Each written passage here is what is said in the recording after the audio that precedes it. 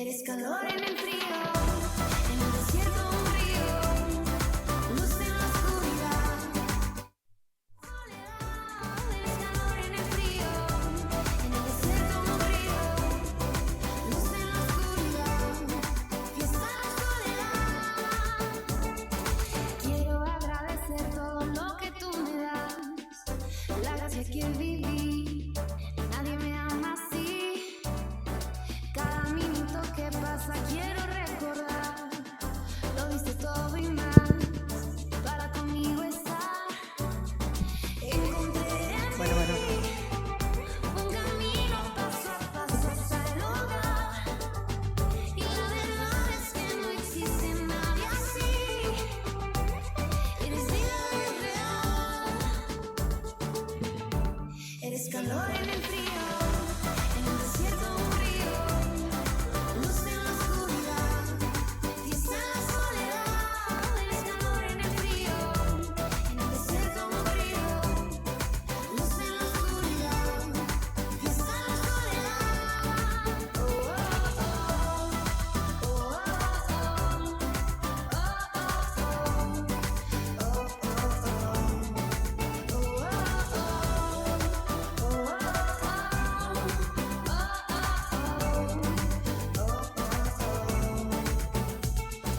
Eres primavera después de un eterno invierno.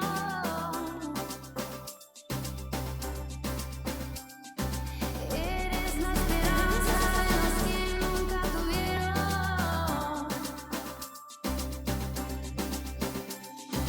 Eres melodía y canción del prisionero.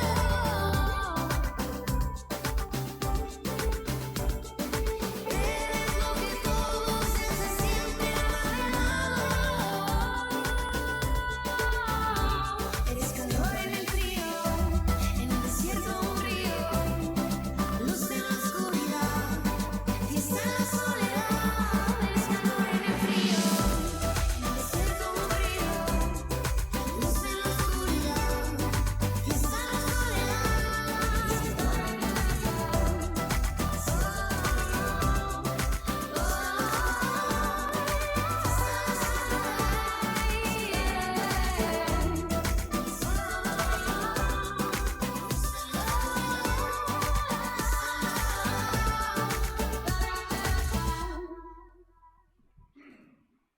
Muy buenos días a todos, ¿cómo están? Antes de empezar y en lo que terminan de pasar la caja, pues darles la bienvenida a todos. ¿Ya están listos para la cena? Sí, me encanta porque los hombres dicen sí y las mujeres como que con risa nerviosa de espérate, déjanos acabar la reunión y seguramente vamos a llegar a darles, ¿sale? Bueno, antes de entrar al mensaje, la verdad es un gusto poder estar reunidos hoy.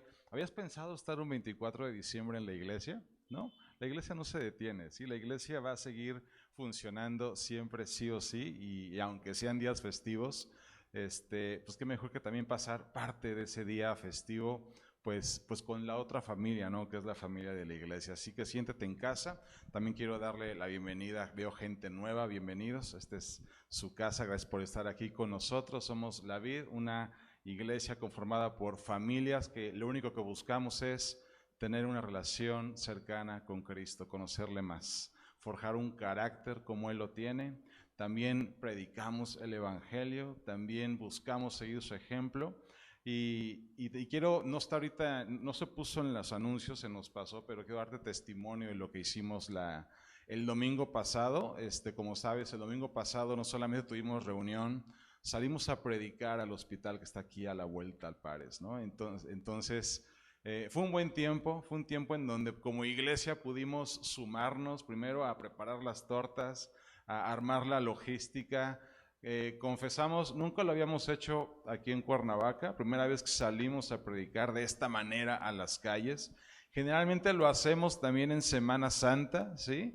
Y seguramente tú en tu brecha, ahí donde estás en tu casa, en tu trabajo, con tus vecinos, también lo has hecho, pero no lo habíamos hecho como iglesia en un domingo y créeme que fue de mucha bendición. Me acuerdo que estaban preparando, ¿cuántas tortas se hicieron? 70 tortas, ¿no? Y yo me escuchaba y creo que había dudas de, no manches, tantas tortas.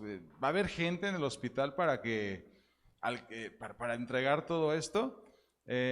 No sé cuánto tiempo duraron las tortas, pero creo que fueron 10 minutos quizás en lo que repartimos todo y empezamos a hablar con las personas y la gente se acerca, la gente externa su necesidad y eso es hacer iglesia.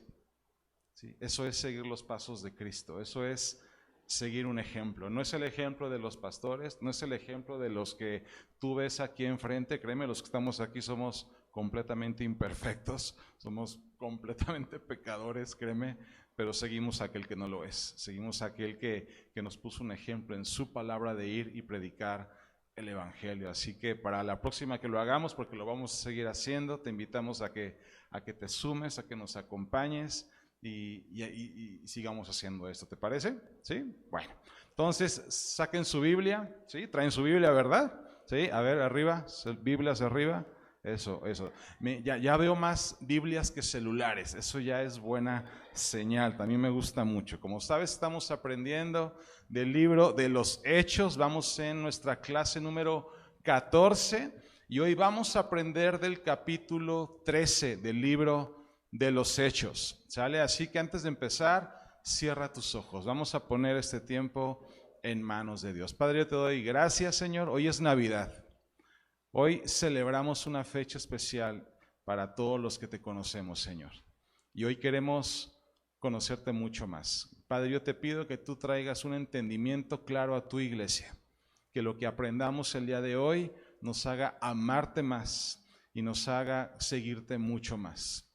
Gracias, Señor. En el nombre de Jesús, la iglesia dijo, amén, amén. Vámonos a Hechos capítulo 13.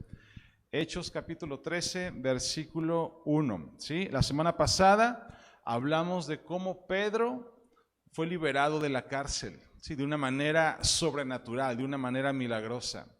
Y de fondo pudimos entender también a un Pedro que reaccionó diferente. No es el mismo Pedro que a lo mejor hemos leído en los evangelios. No es el mismo Pedro visceral, duro. Yo creo que sí era un cabeza dura este Pedro, ¿no? Y de alguna manera fue tratado por Dios, fue obviamente llamado por Cristo, pero ya para este momento, para el capítulo 12, 13, ya pasaron muchos años en los que la iglesia está caminando y está creciendo, ¿sí? Justamente Hechos se trata de eso, de los primeros pasos de la iglesia como tal. Ya pasaron aproximadamente entre 12 y 13 años. Los teólogos no se ponen de acuerdo, es difícil entender los tiempos exactos, pero ya pasaron 12, 13 años de que la iglesia está caminando, ¿sí? 12 o 13 años en donde el evangelio se ha predicado, 12, 13 años en donde ha habido milagros, en donde los apóstoles han hecho señales, en donde se han mostrado tal cual Cristo lo hizo en su ministerio. 13 años en donde la iglesia está creciendo, se está ampliando. También aprendimos la semana pasada que justamente en el capítulo 12 vemos cómo esta encomienda de Cristo de predicar el evangelio en Judea, en Jerusalén, en Samaria, hasta lo último de la tierra, es ir creciendo a través de zonas geográficas. Ya hay una iglesia llena de gentiles en Antioquía, ya hay apóstoles que están saliendo a ver qué es lo que está pasando. El evangelio se está predicando fuera de las paredes de Jerusalén, quizás no por una encomienda como tal, por lo menos hasta este capítulo, sino porque han sido dispersados, porque la iglesia en 13 años sigue siendo perseguida. En 13 años siguen estando en la mira del Imperio Romano, de los religiosos judíos que no les encanta que se esté predicando a Cristo como Salvador. Entonces todo esto está sucediendo y también hemos visto que están pasando eventos como simultáneos algunas veces. De hecho, el capítulo 12 fue mientras sucedía lo de Antioquía. A Pedro lo estaban encarcelando y lo estaban metiendo a la cárcel y en ese momento es liberado. Ahorita pasamos a otro punto y aparte, capítulo 13, versículo 1 dice: entre los profetas y maestros de la iglesia de Antioquía de Siria, esta iglesia llena de gentiles que está afuera, muy afuera, muy al norte de lo que es Jerusalén, se encontraba Bernabé, Simeón llamado el Negro, en otra versión está como Níger, ¿sí? Lucio de Cirene, Manaén, compañero de infancia del rey Herodes Antipas, y Saulo. Versículo 2, en cierto día, mientras estos hombres adoraban al Señor y ayunaban, el Espíritu Santo dijo, designen a Bernabé y a Saulo para el trabajo especial al cual los he llamado. Versículo 3, así que después de pasar más tiempo en ayuno y oración, les impusieron las manos y los enviaron. ¿Sí? Entonces, acuérdate que en Antioquía primero sucede que el evangelio llega, se enteran los apóstoles que pues resulta que allá fuera de Jerusalén, fuera de los judíos, se está predicando el evangelio y ya son muchos. La iglesia en Jerusalén se entera y dicen, pues manda a Bernabé, ¿no? Porque Bernabé era de Chipre. Entonces era una región un tanto cercana entre Chipre y Antioquía. Chipre es una isla, ahorita lo vamos a ver. Y mandan a Bernabé y dice, y se encuentra con una iglesia llena de gentiles. De ahí lo que hace Bernabé es que va por Saulo. ¿Sí? Saulo había huido de Jerusalén porque Saulo estaba predicando el evangelio después de haber perseguido a los cristianos, los fariseos lo querían matar. Saulo huye o lo mandan a Tarsis, ¿sí? Y Bernabé dice, acá hay una iglesia llena de gentiles y yo me acuerdo que cuando hablé con Pablo, ¿sí? Él había tenido un llamado para predicarle a los gentiles. Entonces Bernabé dice, pues vamos a traernos a ¿no? Debe tener algo interesante que hacer con esta iglesia. Y es lo que sucede. ¿Cuántos años pasaron para que ahorita en capítulo 13 te diga, en Antioquía ya había maestros, ya había profetas, y no eran los apóstoles, eran los gentiles, era el Espíritu Santo operando en los dones ministeriales, ¿sí? Que aprendimos de hecho cuando estudiamos la carta a los Efesios, ¿te acuerdas? Una carta de aliento, que estudiamos la carta a los... Ya no se acuerdan, ninguno levantó la mano, ¿eh? Bueno, para que te acuerdes, todas las prédicas están grabadas en YouTube, ahí está toda la serie de Efesios, ¿sí? Donde si tú quieres repasarla, ahí está. Y en Efesios 4, Pablo habla sobre estos ministerios, sobre estos dones ministeriales que son repartidos y que operan dentro de la iglesia, ¿sí? Y bueno, quiero darte también un poquito más de contexto. Dame la que sigue. Aquí tienes un mapa para que te ubiques un poquito geográficamente lo que está pasando, ¿sí? Tenemos aquí de este lado abajo un puntito que dice Jerusalén. Ahí está Jerusalén, ahí está la ciudad de Jerusalén. Cesarea está un poquito más al norte, pegado a la costa, ¿sí? En el capítulo 12 me parece, o 10 o 11, no sé, ¿te acuerdas? Cuando Pedro es llamado, ¿sí? por este romano y tiene esta visión sobre la parte de no llames impuro a lo que yo he tratado, a lo que yo he purificado, en donde Pedro entiende, ¿sí? Cuando va a la casa de Cornelio, este romano centurión, que el evangelio también es para los gentiles. Bueno, Cornelio vivía en Cesarea, en este lugar, ¿sale? Bueno, hasta arriba, si te das cuenta, más hacia el norte, ahí está Antioquía. Esta es la iglesia de Antioquía de Siria, ¿sí? No nos confundamos, hay varias Antioquías, pero esta es Antioquía de Siria, donde se levanta una comunidad de creyentes, donde Bernabé llega desde Jerusalén hasta Antioquía, ¿sí? A ver qué es lo que está pasando. Entre Jerusalén y Antioquía son 500 kilómetros más o menos, ¿sale? No era un viaje que tú pudieras echar rápido. Hoy decimos 500 kilómetros, en carro dices, pues unas 5 o 6 horas, ¿no? En carro. Pero en este tiempo viajaban o a pie, o en caravanas, en carretas. Caballos no era lo común, ¿sí? Caballos solamente lo tenía el Imperio Romano, no era un medio de transporte muy usado para los judíos, el que tenía el recurso lo podía utilizar. Entonces, viajar de Jerusalén a Antioquía no era un viaje sencillo, era un viaje largo, era un viaje que te podía tomar semanas, seguramente, ¿sí? si ves entre Antioquía y Tarso está el mar Mediterráneo, ahí está Tarso, ahí está la ciudad de donde es Pablo, o Tarsis, ¿sale? Es ahí donde Pablo incluso estaba, obviamente, pues, después de haber huido de Jerusalén, de que lo querían matar, para allá se huyó, allá andaba, predicando seguramente el evangelio. Entonces, para Bernabé haber llegado a Antioquía y decir, aquí está lleno de gentiles, Pablo está cerca, relativamente cerca, es un movimiento lógico geográficamente, y la isla de Chipre es la que está enfrente justamente de Antioquía o de esta costa, ¿ok? ¿Por qué te lo pongo? Porque ahorita en capítulo 13 vamos a ver un poco de esta geografía, ¿sale? También ya te he comentado, si abres tu Biblia, los que traen Biblia física tienen ese privilegio, ¿sí? Si no, vas a tener que googlearlo, vas a poder encontrar uno de los mapas que vienen, te aseguro, en tu Biblia, es el primer viaje misionero de Pablo, y vas a ver un mapa como este, ¿sí? Para que te puedas apoyar, ¿sale? Entonces, interesante que en Antioquía, de acuerdo al capítulo 13, ya hay profetas, ya hay maestros, ya pasó tiempo seguramente. Es Pablo y Bernabé están ahí, ¿sí? Están trabajando en la iglesia, están enseñando. Si algo sabemos que era Pablo es que era fariseo, era maestro, conocía perfectamente la ley, conocía perfectamente a los profetas, sabía predicarlos, y ahora tiene un mensaje de parte de Cristo para predicarle a los gentiles. Y me gusta mucho cómo en Antioquía el Espíritu Santo empieza a colocar dones y se levantan profetas y maestros. No habló que nada más estaba Pablo o Saulo y Bernabé, no, había otras personas.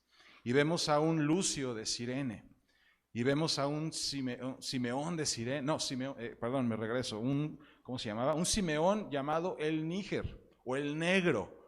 Sí, esa es la traducción, no es de manera peyorativa, no es de manera racista. Lo que nos está diciendo la palabra es que seguramente este Simeón era morenito, seguramente este Simeón era de otra casta, era de otra etnia, ¿sí? Entonces, fíjate la diversidad de gente que hay en la iglesia. Tenemos a gente que es discípulo de los apóstoles, tenemos a un Pablo que tuvo un encuentro con Cristo, tenemos a un Simeón que seguramente viene de otra etnia. Es como, a ver, ¿cuántos de aquí en esta iglesia realmente son de Cuernavaca, Morelos? A ver, los nativos de aquí, ¿cuántos son?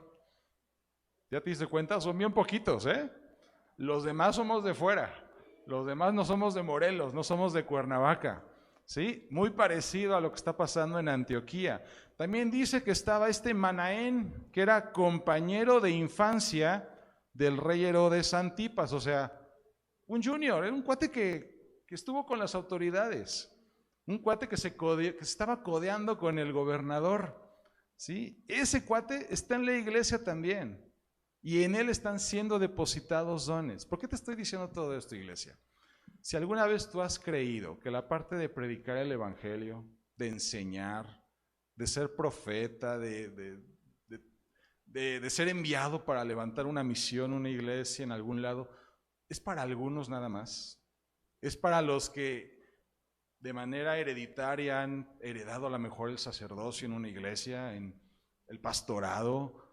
Yo te aviso algo, mis papás no son pastores, ¿eh? O sea, los de Moni tampoco. Los de Moni, por ejemplo, han servido. Son servidores de hace muchos años, los míos no. ¿Sí? Créeme, no hay nada que nos diga que cualquiera de los que están sentados aquí en la silla pueda desarrollar los dones de los cuales nos habla Efesios 4. ¿Sí? Apóstoles, profetas, evangelistas, pastores y maestros. Son 5 ministerios por lo menos marcados que operan dentro de la iglesia, y de acuerdo a Efesios 4 son para edificar a la iglesia. Y esto me encanta que sucede entre toda la gente. No sabemos cuántas personas había en la iglesia en Antioquía, pero me encanta que entre todas las personas empezaron a salir estos dones. Si tú eres de los que no aguanta estar sin predicar el evangelio a alguien, como Ara la semana pasada, que quiero ir al hospital a predicar, y ahí vamos todos siguiendo a Ara, ahí está un evangelista, ahí está una persona que predica el evangelio. Si tú dices, oye, me gusta la palabra, la entiendo, y cuando se la explico a alguien resulta que también la entiende mejor de lo que le entienden al pastor, ya te estás entrenando para poder enseñar la palabra, O sea, tendrás quizás un don de maestro. Quizás eres muy apapachador con la gente y estás al pendiente de todos. ¿Quién no tiene en la familia alguien que está al pendiente de todos? Que te manda un mensajito, que te manda un WhatsApp, que te avisa un ¿cómo estás? Y cómo te ha ido, y que se preocupa por ti. Todos tenemos a alguien cercano que se preocupa por nosotros. Y no necesariamente es nuestra mamá, ¿sí? Ese tiene un don de pastor. Ese tiene un corazón de pastor, ¿sí? Entonces los dones se desarrollan dentro de la iglesia. Lo estamos viendo, Hechos nos lo está enseñando. Solamente como repaso, Efesios 4. Vean una carta de aliento, la que sigue por favor. Efesios 4:11 dice: ahora bien, Cristo dio los siguientes dones a la iglesia: apóstoles, profetas, evangelistas, pastores y maestros. Ellos tienen la responsabilidad, hay una responsabilidad en que tú ejerzas y empiezas a practicar y se empieza a desarrollar en ti este don, ¿sí? Es preparar al pueblo para que lleve a cabo la obra de Dios y edifique la iglesia, es decir, al cuerpo de Cristo. No es para nosotros, no es para ti. Si Dios ha puesto un don en ti sobre algo referente a esto, créeme, no es para ti. Es más, Dios te va a pedir cuentas de eso que ha puesto en tus manos. ¿Qué cuentas vas a dar? Entonces, estamos a punto de entrar a una etapa en donde generalmente todos hacemos propósitos de año nuevo. Yo no sé cuántos de los propósitos que hiciste el año pasado o en enero del año de este año los lograste cumplir. No lo sé. No voy a ponerme a revisar. Primero revisaré los míos. Cada quien revise lo propio. Pero si tú vas a establecer propósitos este año, yo te invito a que por lo menos uno de esos 12, o de los 5 que te pongas, o 3, o 1 que te pongas, sea desarrollar el don de Dios en ti. Desarrollar los talentos que ha puesto Dios en ti. ¿Para qué? Para edificar la iglesia.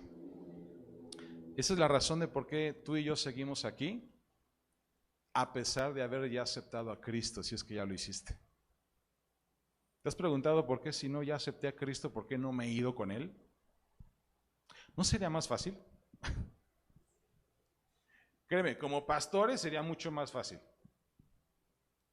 lograr que la gente aceptara a Cristo y vámonos con Cristo, ya, órale, que lo acepte y vámonos.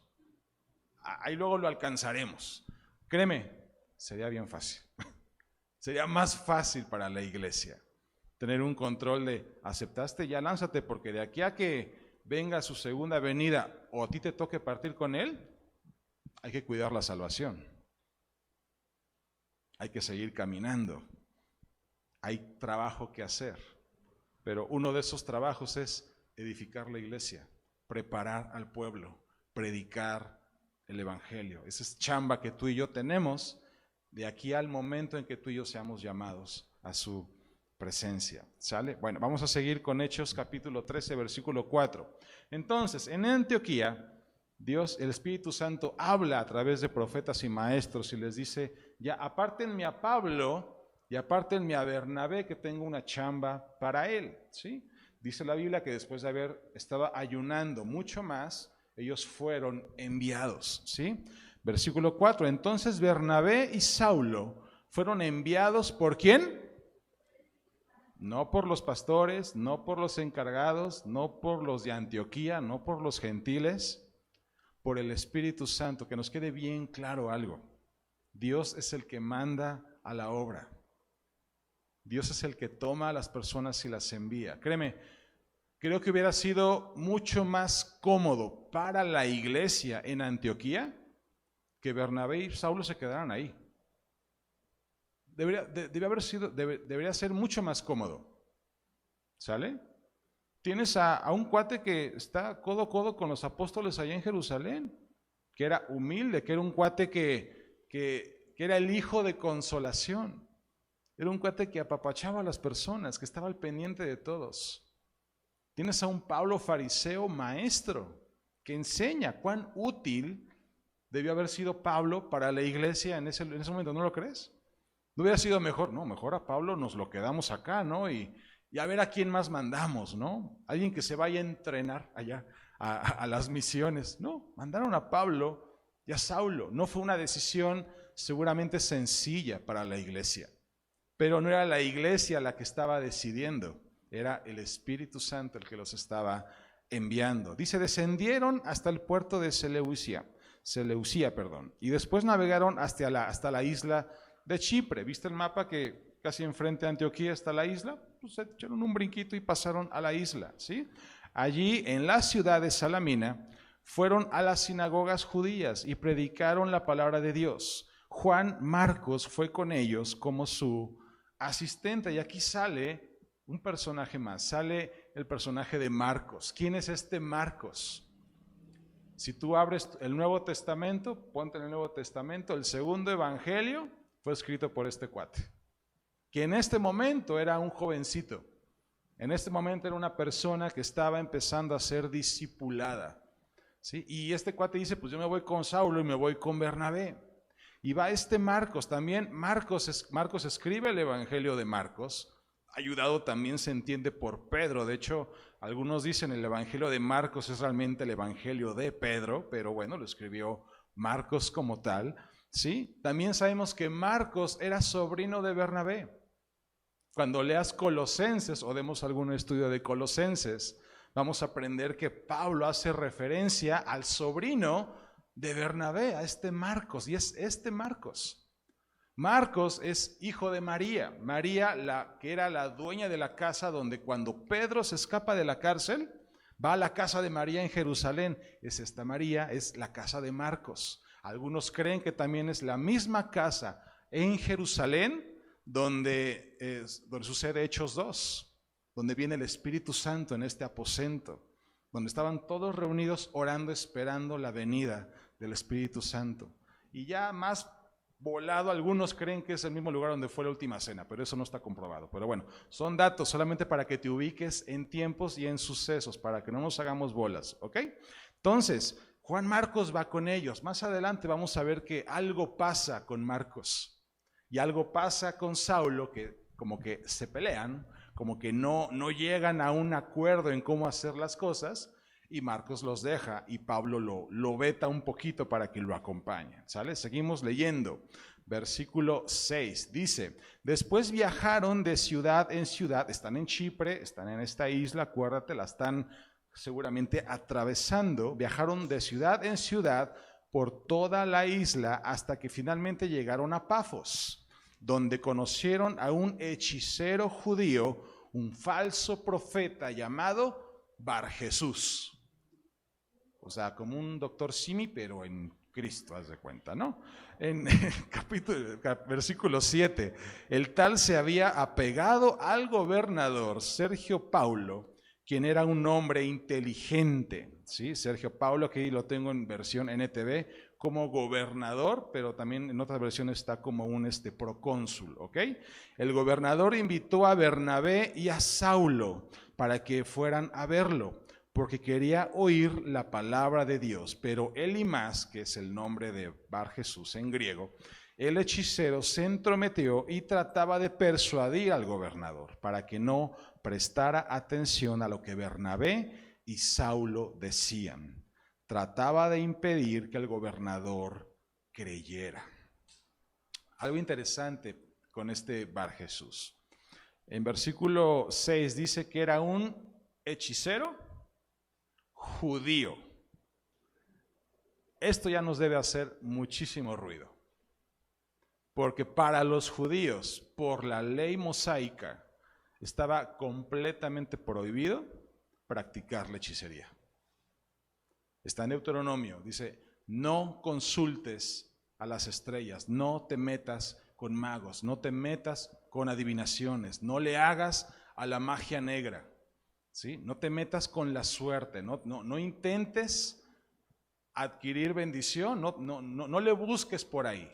Eso es abominable, es aberración para Dios.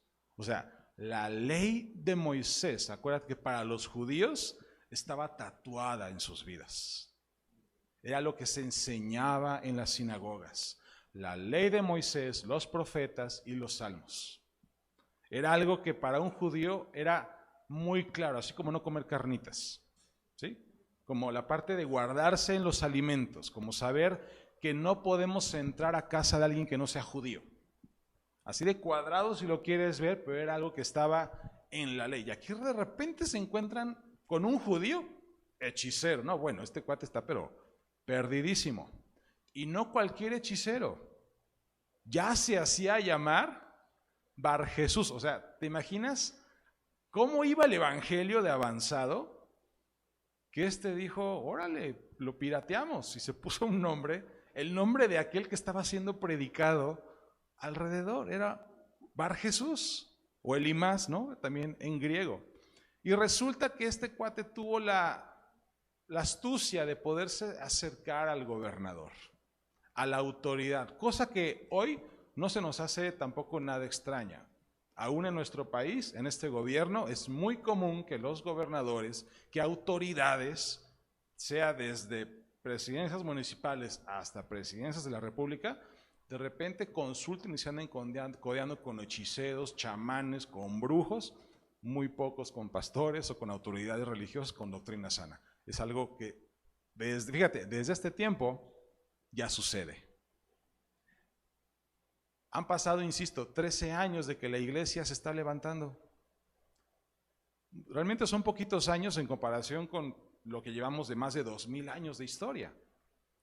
Y esto confirma las palabras de Cristo de se levantarán falsos profetas. O sea, si ahorita ya hay uno, ya nos salió el primero, ¿sí? Y vamos en el capítulo 13, ¿cuántos falsos profetas no crees que se han levantado desde ese momento hasta el día de hoy? Cuidemos que no seamos engañados, es lo que nos dice la palabra, ¿sale? Entonces, este procónsul se acerca y quiere escuchar de la palabra. Y si seguimos leyendo la historia, dice versículo 7, el tal se había pegado al gobernador, no miento, versículo 9, vámonos al versículo 9 del capítulo 13. Saulo, también conocido como Pablo, fue lleno del Espíritu Santo. O sea, Pablo entiende lo que está pasando. Hay una oposición de que el evangelio llegue a este procónsul, a este gobernador. Dice, fue lleno del Espíritu Santo, miró al hechicero a los ojos. Luego dijo, tú, hijo del diablo, lleno de toda clase de engaño y fraude y enemigo de todo lo bueno, nunca dejarás de distorsionar los caminos verdaderos. Capítulo 11. Ahora mira, el Señor ha puesto su mano de castigo sobre ti y quedarás ciego. No verás la luz del sol por un tiempo. Al instante neblina y oscuridad cubrieron los ojos del hombre y comenzó a andar a tientas, mientras suplicaba que alguien lo tomara de la mano y lo guiara. Versículo 12. Cuando el gobernador vio lo que había sucedido, se convirtió, pues quedó asombrado de la enseñanza acerca del Señor. Y esto confirma mucho de lo que sucede en versículos anteriores. Fue el Espíritu Santo quien guía a Pablo y a Bernabé a moverse hacia ese lugar. Y es el mismo Espíritu Santo el que llena de poder a Saulo y le da una sanjuaniza a este pobre Bar Jesús. Reconoció lo que estaba pasando. Y la historia nos revela mucho de cómo fue el trato de Pablo, cómo fue el trato obviamente del Espíritu Santo con esta persona, porque tú, si sigues leyendo Hechos y lees sus cartas, no es la primera vez, ni va a ser la última, que Pablo se enfrenta con potestades demoníacas. No es la última vez en donde vas a ver a Pablo sacando demonios. De hecho, más adelante vas a encontrarte a un Pablo que de repente se encuentra en una ciudad a una muchacha endemoniada, hechicera, adivina, esclava, ¿sí? Que de repente reconoce en Pablo, iba con alguien más, no me acuerdo con quién, si iba con Bernabé otra vez, ¿no? Ahí sí, no lo tengo bien claro, pero iba con otra persona. Le dicen, estos dos son hombres de Dios, y iba voceando, ¿sí? A toda la ciudad que Pablo predicaba a Cristo. O sea, la niña no estaba haciendo nada malo, pero Pablo obviamente se dio cuenta de que había un espíritu dentro de ella. Y lo que hace es que reprende al demonio, le saca el espíritu de adivinación a la niña. Los dueños de la niña, porque era una esclava, se quedan sin la fuente de ingresos y bueno, Pablo termina apedreado. Pero tú no ves que suceda algo más con esta niña, con esta muchacha. Simplemente le sacó el demonio y ya, no pasó nada. Pero con este Bar Jesús hubo una reprensión. Lo dejó ciego. Fue duro incluso en su hablar. ¿Sí? Porque hay una diferencia. Una cosa es que tú no entiendas, por ignorancia no sepas la verdad, no conozcas la Biblia, nadie te haya predicado del Evangelio, no sepas de qué se trate y andes en obscuridad. Hay misericordia, ¿sí? Hay perdón, hay redención para ti. Por eso se nos cae el velo y podemos conocer a ese Dios. Pero este Bar Jesús era judío, para empezar. Él sabía perfectamente que, aún sin conocer a Cristo, lo que estaba haciendo estaba mal. Y aparte estaba impidiendo que otras personas recibieran y conocieran la verdad. Cuando tú lees la Biblia, te puedes dar cuenta que Dios no tolera a quien es piedra de tropiezo para que alguien más lo conozca. De verdad, es algo que no quiero decir que Dios no perdone, no quiero decir que aún Dios no tenga gracia para esas personas. Claro que las tiene cuando hay arrepentimiento, cuando hay una convicción de pecado, pero vemos el trato de Dios para esta persona de no solamente estás consciente de lo que estás haciendo, estás consciente de lo que haces es pecado y no agrada a Dios, lo sigues haciendo. Y aparte eres piedra de tropiezo para alguien más. Yo no sé qué enseñanza traiga esto a nuestra vida, pero es un reflejo de cómo Dios trata con nosotros y quiere tratar con nosotros para evitar llegar a esto. Si tú en algún momento conoces de Cristo, sabes de Dios, conoces la palabra, estás siendo enseñado, de alguna manera el Espíritu Santo te revela lo bueno y lo malo, te pone el camino y tú decides irte por otro lado con plena conciencia, te estás convirtiendo en un Bar Jesús. Peor aún, si en algún momento, y conocemos gente que por lo que tú quieras, razones que ahorita ni puedo imaginar, pero seguramente las podrían tener, no justificadas, terminan enojados con Dios, terminan lastimados quizás por la iglesia, porque la iglesia no es perfecta. Terminas como que el evangelio, no, la iglesia, no, los domingos no, y todo lo que suene a Cristo, a Dios, como que ya lo conocí, no me encantó, y no te encanta, y aparte tratas como que de convencer a otros de que no.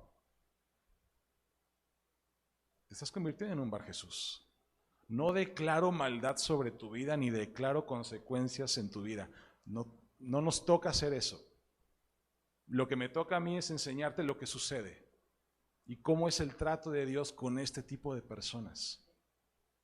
Es algo que de verdad no, yo creo que para Dios sí es algo que le provoca tomar este tipo de decisiones, ¿va? Y mira, al final provoca no solamente esto, también provoca que el poder de Dios sea manifestado para testimonio de los demás.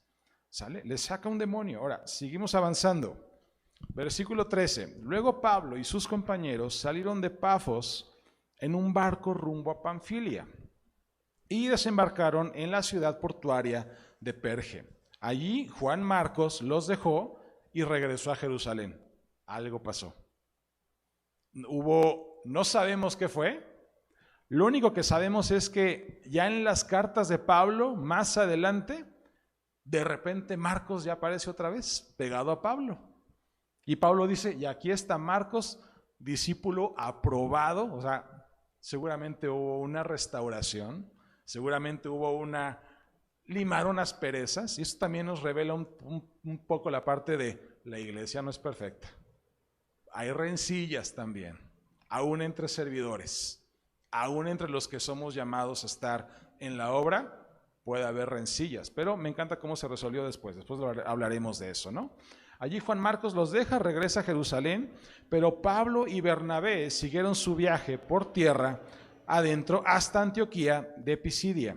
El día de descanso fueron a las reuniones de la sinagoga. Y a partir de este punto, si tú tienes tu Biblia, márcalo.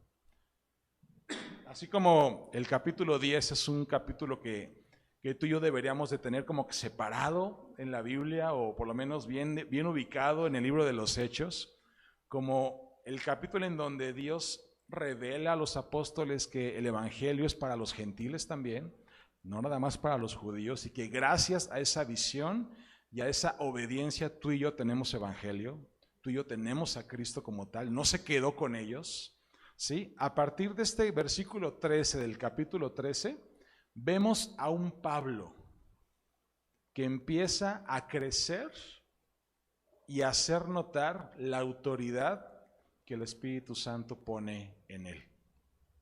Si has puesto atención al texto que estamos leyendo, antes de este versículo 13, no es Pablo, es Saulo.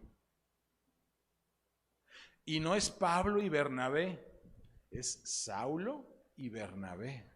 No, perdón, es Bernabé y Saulo.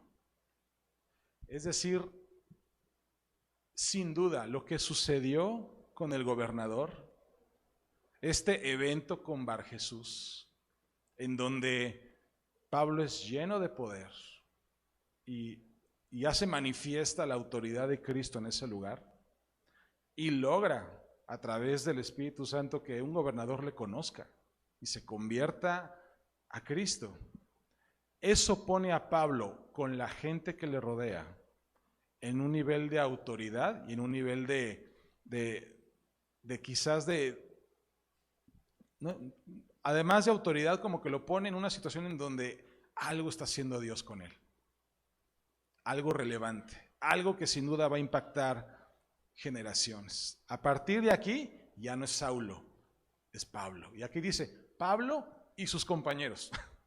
Incluso hasta Bernabé sale un poquito de la foto más adelante, pero Pablo y Bernabé siguieron su viaje por tierra adentro hasta Antioquía de Pisidia. El día de descanso fueron a las reuniones de la sinagoga. Y ahorita vamos a entender un poquito la ruta y entender cuál era la mecánica de Pablo. Pero además de esto, además de que ya el autor, Lucas, nos pone ya a un Pablo en autoridad, un Pablo que ha sido tratado, como Pedro en su momento, un Pablo que empieza a caminar, ¿sí?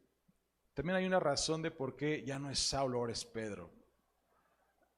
Yo creo que Pablo, y yo sí puedo pensar, Pablo no conoció a Cristo, por lo menos no durante su ministerio. Lo conoció ya en un enfrentamiento con él, ¿no? En su visión y en este encuentro que tiene con Cristo, pero él no caminó como discípulo de Cristo directo. Y vio seguramente a los apóstoles. Entendió como la autoridad que también fue puesta en cada uno de los apóstoles.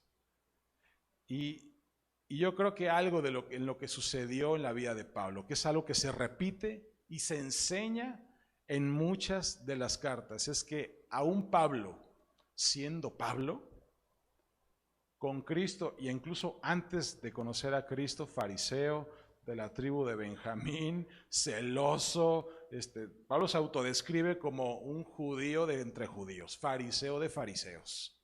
O sea, tenía pedigrí el Pablo, aún dentro de fariseos. Aún siendo Pablo, decía, pero todo eso lo estimo por basura. Nada de eso es tan importante como el privilegio de haber conocido a Cristo. El privilegio de hablar de Él, el privilegio de cumplir un propósito por Él. Y Pedro, ¿sabe lo que significa la palabra Pedro? En parte dureza, ¿sí? Pero también es pequeño. El significado de Pedro es pequeño. Y ves a un Pablo, aún en su nombre, ya diciéndose, soy Pablo. Te dije el significado de Pedro, perdón, me estoy haciendo bolas. El significado de Pedro sí es dureza, el significado de Pablo es pequeño. Él enseñando aún con su nombre, humildad. Él enseñando y yo creo que era quizás su oración, yo ser chiquito, no estimarme más, no ser más, no creerme más de lo que tú estás haciendo en mí. Este es Pablo. Pablo que empieza a enseñar, Pablo que empieza a tener una posición y a ser reconocido inclusive dentro de las mismas iglesias que él está levantando. Ahora, quiero enseñarte un mapa para que podamos entender un poquito este primer viaje misionero. De hecho, en tu Biblia, capítulo 13, ahí dice, primer viaje misionero de Pablo. En total fueron 3, más un cuarto viaje a Roma, que algunos dicen que si fue misionero o no. Bueno, fueron 4 viajes, pero misioneros, 3. Este primer viaje, aquí lo vemos, a Antioquía, bajan al puerto Seleucida, cruzan a Chipre, cruzan la isla, de ahí se van a la parte sur de lo que es hoy Turquía, ¿sí? Y se empiezan a mover en las localidades donde había sinagogas en toda la región de lo que en ese tiempo era conocida como Galacia. No Galicia, Galacia, ¿sí? La carta a los Gálatas, ¿sí? ¿Ubicas la carta? ¿Sí? La carta que Pablo escribe a los Gálatas es la carta que escribe a todas las iglesias que levanta en esta zona. Es la única carta que va dirigida a un grupo de iglesias. Es diferente a la carta a los Efesios, a los Tesalonicenses, a los Corintios, a los Filipenses, ¿sí? De hecho, como referencia, te das cuenta que ahí están marcadas las futuras iglesias o ciudades que Pablo visita en su segundo y tercer viaje misionero. Todavía no. En ese primer viaje, por lo menos hasta el capítulo 13 que estamos viendo hoy, vamos a la mitad del viaje y es donde en estas ciudades, en Antioquía, en Iconio, en Derbe, en Listra, se levantan iglesias. Pablo pasa muchos años ahí. El viaje no duró una semana o meses, duró años, ¿sí? Y en ese tiempo levantó iglesias, que eran las iglesias de los Gálatas, ¿sí? Cuando leas la carta a los Gálatas, ubícate, son estas iglesias.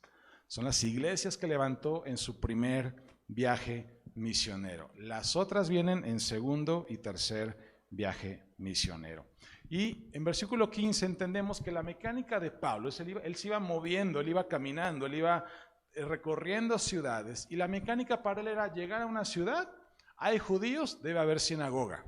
Se iba a la sinagoga, dice versículo 15, después de las lecturas acostumbradas de los libros de Moisés y de los profetas, los que estaban a cargo del servicio, les mandaron el siguiente mensaje: hermanos, si tienen alguna palabra de aliento para el pueblo, pasen a decirla. Entonces, esta era la mecánica. Pablo llegaba a la sinagoga.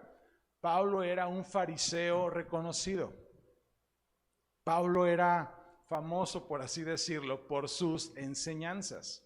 Entonces, Pablo llegaba a una sinagoga. Los de la sinagoga no tenían a veces ni idea de que este Pablo ya no persigue cristianos, pero es un fariseo reconocido. Le daban entrada y después de la lectura, porque leían la ley de Moisés, profetas y salmos, decían: pues aquí está Pablo. Es como si llegara el orador invitado: oye, ¿no quieres pasar a dar algún mensaje? Y era donde Pablo se levantaba y aprovechaba y predicaba el evangelio. Y en esas prédicas, pues había gente que lo aceptaba, que recibía perfectamente bien el evangelio. En las sinagogas había judíos, pero también había judíos convertidos, que eran gentiles que se habían judaizado y que podían estar en la sinagoga escuchando las enseñanzas. Aún así, yo creo que sí los sentaban en una porra aparte, porque pues no eran judíos de cepa, pero al final estaban ahí y obviamente marchaban completamente con Pablo, porque era una enseñanza en donde los gentiles, los que no son judíos, ahora son aceptos. Ahora el mensaje de salvación también es para ellos. Entonces, algunas sinagogas lo tomaban a muy bien, otras generalmente no. En otras como que lo toleraban una visita Otra semanita más, otra más, pero ya para la cuarta ya estaban sacando las antorchas y los trinchos para ir atrás del Pablo, ¿no? Y por eso Pablo muchas veces tenía que salir huyendo. Entonces, en esta sinagoga, Pablo se levanta y vas a leer del capítulo 15, del versículo 15 al versículo 41 de Hechos 13, todo el discurso de Pablo, toda la prédica de Pablo, de cómo predica desde Moisés hasta Cristo y predica el evangelio, y tal es el impacto que tiene en esa sinagoga que, vámonos al versículo 42, ¿sí? De Hechos 13, dice: cuando Pablo y Bernabé salieron de la sinagoga, ese día la gente les suplicó que volvieran a hablar sobre esas cosas la siguiente semana, ¿sí? Hasta aquí es una iglesia que está chido el mensaje, me gustó. ¿Cuándo vienes otra vez? ¿No? O sea, ¿cuándo nos sigues hablando de esto? Muchos judíos y devotos convertidos al judaísmo siguieron a Pablo y a Bernabé, y ambos hombres les exhortaban a que continuaran confiando en la gracia de Dios. Versículo 44. A la semana siguiente casi toda la ciudad, fíjate lo que sucede, van a la sinagoga, no tengo idea cuánta gente había en la sinagoga, pero no sé, unas decenas de personas quizás. Siguiente semana, Pablo va a estar en la sinagoga otra vez, ya está toda la ciudad para escuchar el mensaje. Ese es el poder del Espíritu Santo en la vida de Pablo, ¿sí? Y en la vida de Bernabé. Fue a oírlos predicar la palabra del Señor. Cuando algunos judíos vieron las multitudes, es cuando empieza a haber temas, hay envidia.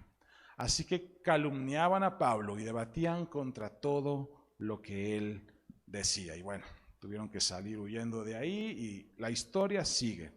Pero voy a detenerme aquí un poco para poder ya cerrar, ya vamos a terminar, me ayudan con la alabanza, puede ir pasando. Hemos leído casi verso por verso hasta acá, ¿sí? Nos hemos detenido. Sí se dan cuenta que leemos Biblia, ¿verdad? Por eso te digo, trae tu Biblia. Siempre les hacemos la recomendación: no te quedes con el mensaje del domingo, léelo en tu casa, despacito, date tu tiempo. ¿Por qué? Porque es importante entender lo que Dios quiera revelarte a ti a través de los mensajes. Hay algo interesante en todo esto que hemos estado leyendo. Hace rato les comenté, ¿qué propósito tiene aceptar a Cristo, entender el mensaje de salvación, conocer su verdad, su bendición, ser restaurado de heridas que tú pudieras llegar a tener, tener revelación de cosas de tu vida o de tu casa que te lleven a ser mejor persona, un mejor hijo, mejor papá, mejor mamá, mejor trabajador, incluso mejor dueño de un negocio? Pero ¿de qué sirve conocer la verdad y seguir viviendo aquí en tu casa, en tu ciudad, en tu colonia, en tu fraccionamiento? ¿Qué sentido tiene? ¿Para qué? ¿Para qué estamos aquí? ¿Por qué seguimos aquí? Y a lo mejor en tu cabeza puede haber respuestas, o puede haber posibles respuestas de, pues, para tener hijos, ¿no? Descendencia, para trabajar, para hacer un patrimonio, para estudiar una carrera, para poder ver a mis nietos si es que ya tienes hijos grandes, para poder ver a tus hijos terminar sus proyectos si es que están chiquitos, puede haber 1001 razones por las cuales Cristo te tiene aquí, ya teniendo conocimiento de Él, y no estar con Él. Debe haber un propósito. Venir a la iglesia, conocerle más, involucrarme en la iglesia, ser un instrumento para que otros más le alcancen. Todas esas respuestas son correctas.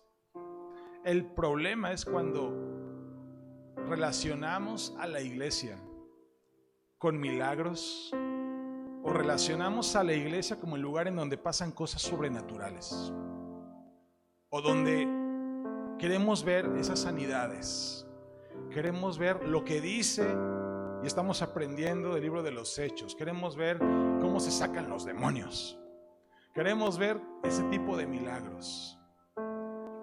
Pero hay algo en la enseñanza que nos da este capítulo 3, en donde nos muestra que aunque eso sucede,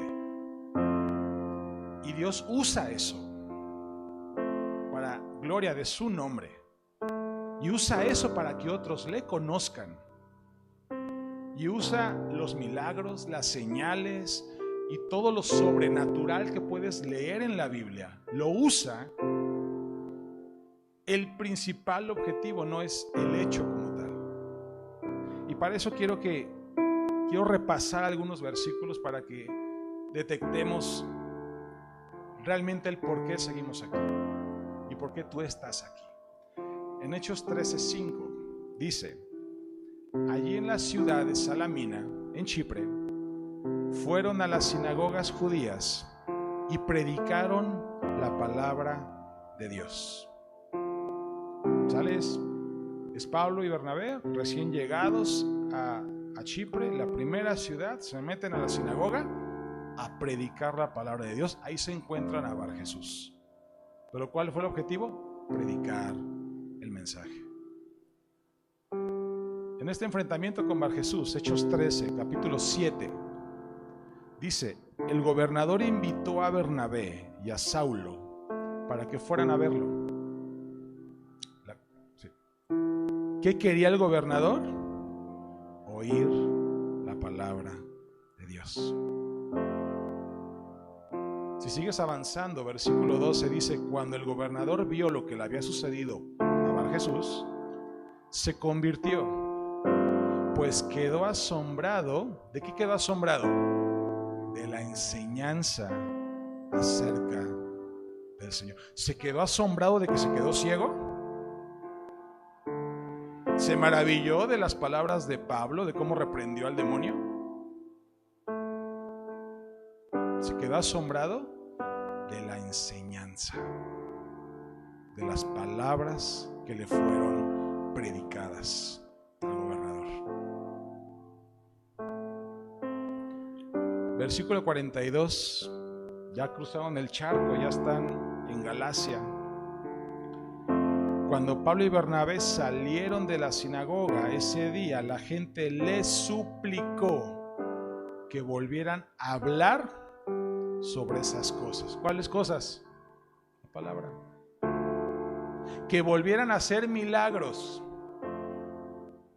que volvieran a sacar demonios, que volvieran a multiplicar la comida, que volvieran a ser trasladados de un lugar a otro de manera sobrenatural.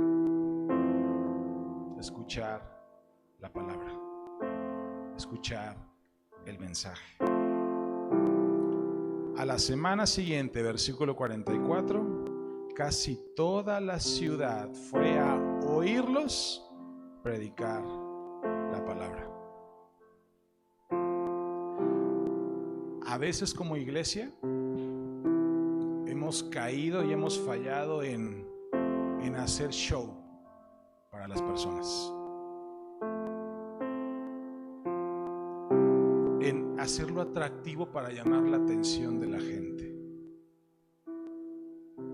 Vénganse una noche de milagros. No estoy en contra de una noche en donde el poder del Espíritu Santo sea manifiesto y sane a mucha gente. Que Dios lo siga haciendo, porque Dios sabe que necesitamos de su sanidad. El problema es que dejamos a veces el mensaje a un lado. Que Dios te sane, te hace sano, pero no te hace salvo. Que Dios haga un milagro en lo económico en tu vida, te hace estable económicamente, pero no te hace salvo. Que Dios restaure tu matrimonio, tu relación con tus hijos, te va a hacer una familia más unida, una familia más feliz, si lo quieres ver así. Pero si no está la palabra de Dios en esa familia, no eres salvo. Si no permaneces en eso, eso se pasa. trajo plato a la mesa, no pasó hambre. Sí, no pasas hambre las siguientes 3 horas, 4 horas. ¿Qué es lo que les duraba seguramente el alimento cuando Dios multiplicaba los panes y los peces? ¿Asombroso? Sí. ¿Está en la Biblia? Sí. ¿Nos maravillamos de eso? Sí. Pero el hambre se iba a pasar. Lo importante que era el mensaje. Tú estás aquí, conociendo de Dios, entendiendo de Dios, aprendiendo de Dios, caminando con Dios, siguiendo las pisadas de Cristo, con un objetivo: predicar su palabra. Esa es la encomienda para ti y para mí. Que el mensaje siga replicándose a más personas. En el camino verás milagros, en el camino harás señales, tendrás sueños, está profetizado. Yo quiero que los tengas. Yo quiero que esa verdad te sostenga para que puedas seguir avanzando, claro que sí. Pero un sueño sin palabra, ¿de qué sirve? Que entiendas profecía sin que la hables, ¿de qué sirve? Que festejemos aún estas fechas, aún Navidad, sin entender realmente la razón del por qué lo hacemos, no deja de ser una cena muy bonita familiar, con regalos y decoraciones en la casa. Y Moni es testigo, me encanta ver mi casa adornada, me encantan estas fechas. ¿A quién no le gustan estas fechas además del Grinch y a Shrek? No sé.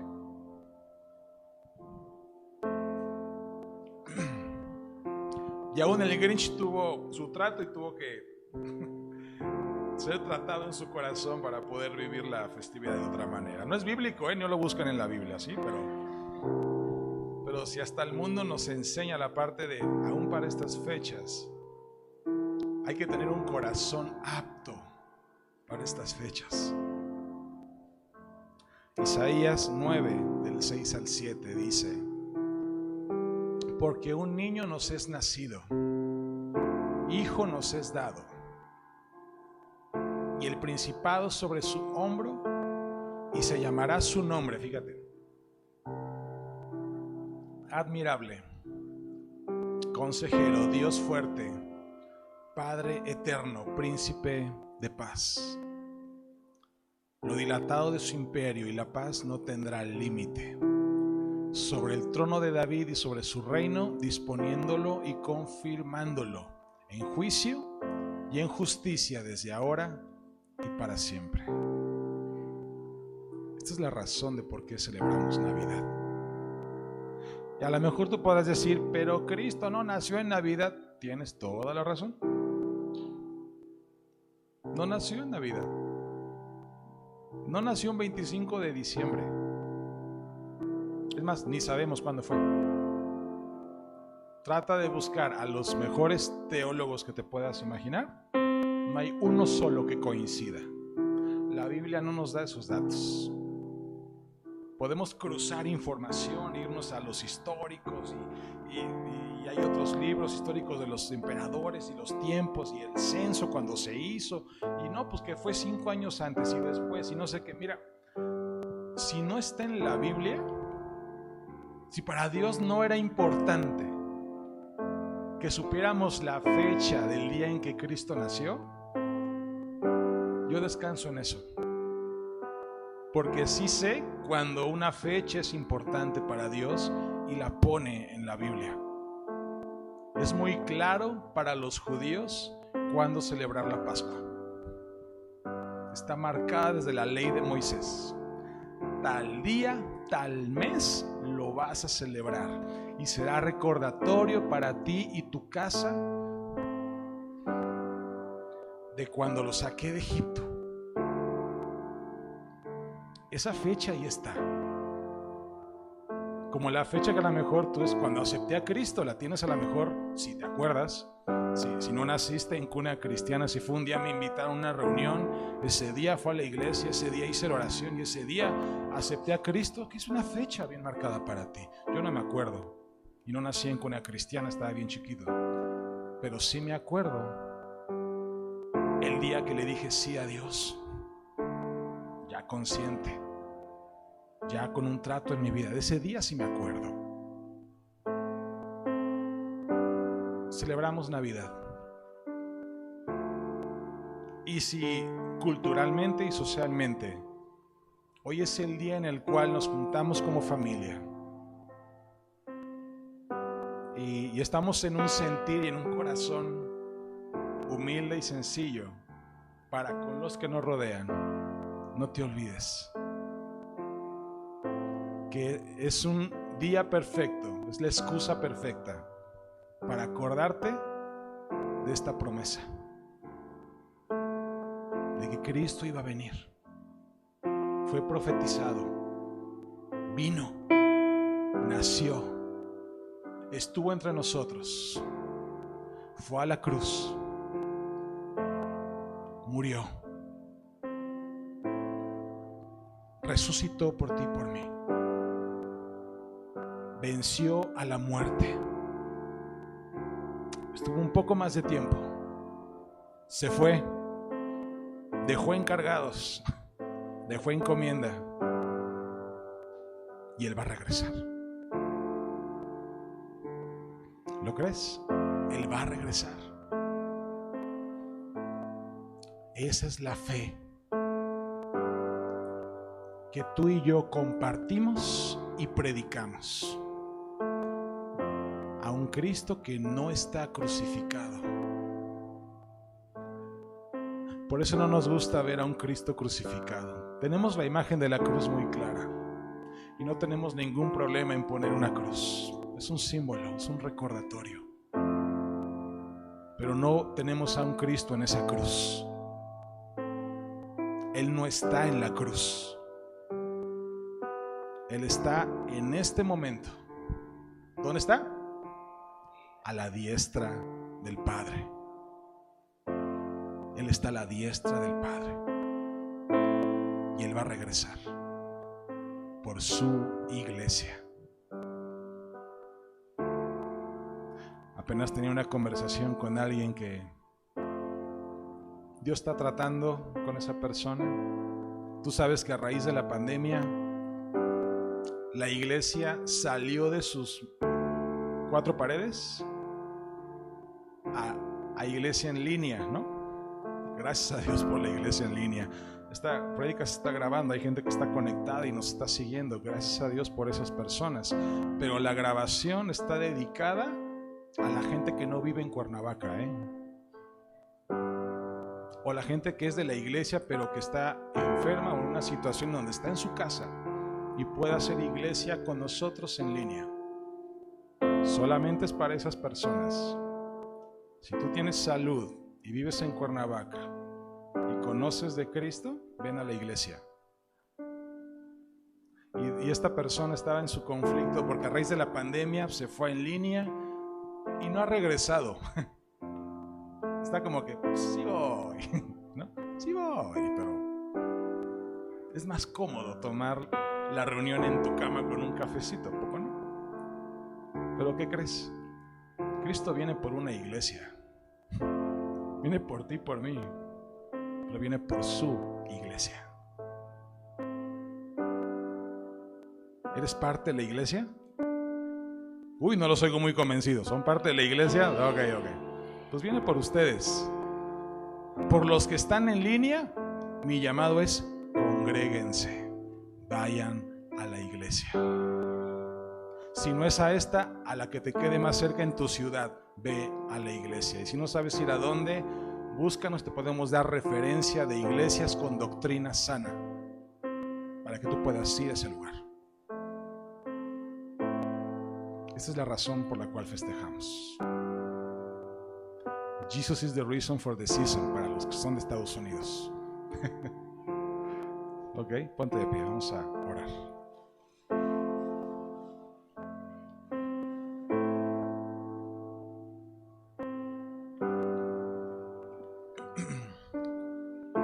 Y cierra tus ojos. Creo que ya así ya me colgué. Yo creo que ya se te quemó la pierna y en el horno se la dejaste en tu casa. Híjole, qué pena. Pero Pero cierra tus ojos y solamente hazle una oración a Dios. Y dile: Señor, aquí estoy. Gracias. Gracias por haber enviado a tu Hijo a la tierra, por morir por mí. Hoy recuerdo la razón por la cual viniste. Señor, lo único que queremos es seguir tus pasos. Señor, que de nuestra boca no se aparte tus palabras. Señor, si el día de hoy alguien en la mesa que no te conoce está en tu corazón que hoy te conozca, Señor, yo lo único que quiero decirte es: estoy dispuesto. Estoy dispuesto a llevar tu mensaje, a llevar tu palabra, que es más poderosa que cualquier milagro, que cualquier suceso sobrenatural, que cualquier manifestación. Es tu palabra la que nos transforma. Es tu palabra la que tiene el poder de restaurar, sanar y atraer a los que tú amas. Gracias, Señor. Yo bendigo a tu iglesia. Gracias por tu iglesia. Gracias porque de alguna manera nos parecemos un poquito a esas iglesias de los hechos. Queremos seguir siendo, Señor, tus hijos, y queremos seguir cumpliendo lo que tú quieres. En el nombre de Jesús, amén y amén. Dale un aplauso a Dios ahí donde estás.